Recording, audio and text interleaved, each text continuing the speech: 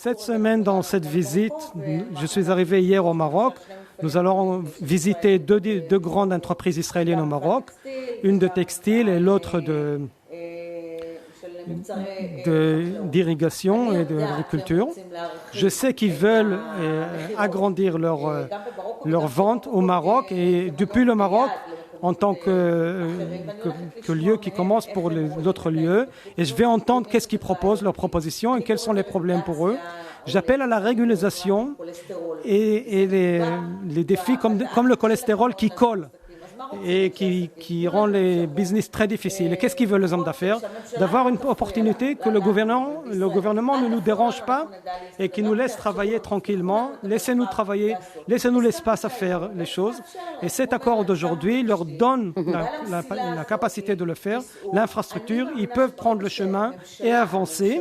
Et je crois que dès que les gouvernements créent ce chemin, les affaires vont courir tout seuls. Ils n'ont pas besoin du gouvernement. L'entrepreneuriat est dans le terrain, dans le tourisme, dans l'agriculture. Il n'y a aucune raison pour que ça n'agrandisse pas d'une manière très importante parce qu'il y a une grande volonté des Israéliens de venir au Maroc. J'ai entendu que les visas, c'est aujourd'hui un problème, par exemple, pour les hommes d'affaires. On va vérifier qu'est-ce que ça fait, quelles sont les significations. On va identifier quelles sont les barrières, les barrages, et on va les traiter d'une manière très pointue.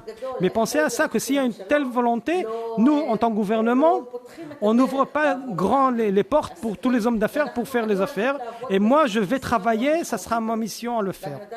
Et je sais que pour les ministres marocains, même de la même manière.